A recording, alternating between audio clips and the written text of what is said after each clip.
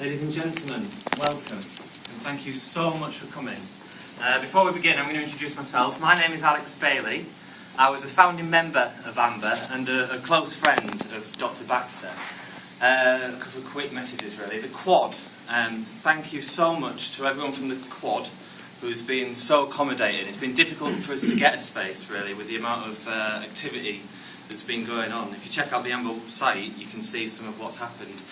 Photographs and videos. I encourage you to take as many as you want during the lecture. I've talked to Solomon and he's absolutely fine with it. And then post them on social media sites, Twitter, if you've got a Twitter account, Facebook. Feel free to do that and spread the word of Amber as much as we possibly can.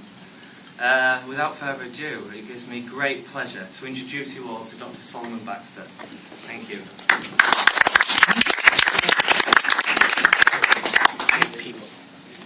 Good evening. My name is Dr. Solomon Baxter. I'm a freelance environmental journalist working with various universities across the country and with the environmental pressure group Amber. I'm here today to talk to you about a company called TFT.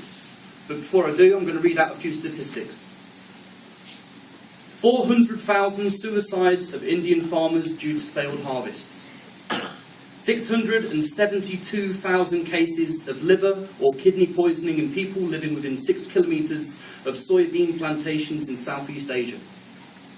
268% rise in cancer statistics over the past 25 years. 2,000% increase in GM products in the same amount of time. 64,000 hectares of planted crops destroyed in Haiti by TFT operatives this year.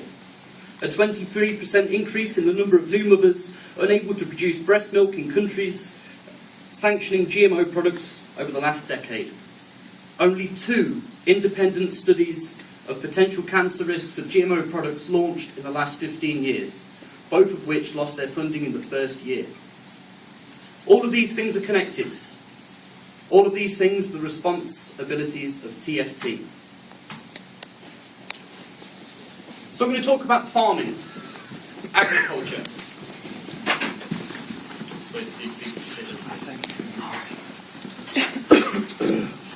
So the original view of a farmer, a man in a house with fields, cattle, growing grain. This romantic idea is long dead. It no longer happens. Something I would like to point out is an argument held up by quite a lot of pro-GMO people that all food is genetically modified. What they're referring to is the genetic selection that has been occurring for thousands of years and has evolved our grain and food supplies. The way that grass was once selected for the biggest seeds, each harvest the biggest seeds again, and eventually we ended up with wheat, what we have now.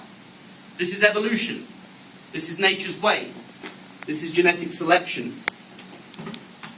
What I'm talking about today is genetic engineering, the process by which animal DNA is inserted into the genetic code of plants and grains.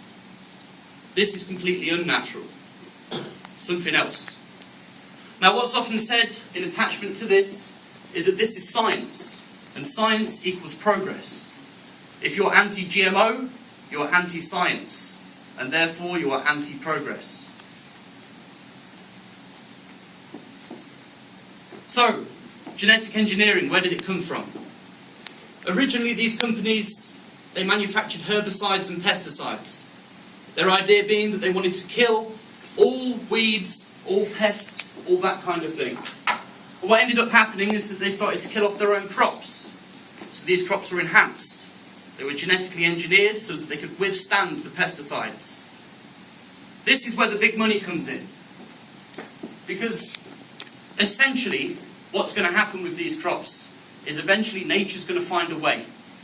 And they're going to need to employ new pesticides and new engineering within the crops in order for it to actually keep surviving and being profitable. Now, the introduction of animal DNA is a very interesting subject within this. Because what's actually happening there is it's preventing plants from being replanted. No fertile seed can be recovered from a GMO crop. And the reasons for this are quite simple. If you take the DNA of an animal like a rat, which has a limited lifespan, and insert that into a seed, essentially that seed will not produce a fertile, that plant will not produce a fertile seed that can be replanted the following year. And that's because the DNA has been altered and its lifespan has been terminated. This is referred to as terminator seeds. And this technology is being developed by companies like TFT in order to monopolise the world food market. If you can't harvest your seeds to replant the following year, then you have to buy new seeds. And these seeds come from the same company. These seeds are also patented, which means that if you don't own the patent or copyright on that patent and you're growing these seeds, you can be shut down. This is what I was talking about the crops being destroyed in Haiti. Because what happens as well is that these seeds will cross with the local population. And local contaminants will take place, and all seeds will eventually show traces of this patent. Now, in Mexico, they had a lot of laws set up in place that meant no GM products. And this was going very well for them for quite a while. Each region had their own specific corn. And some of these were elaborate varieties. There was blue corn, there was different succulent, all kinds of corn.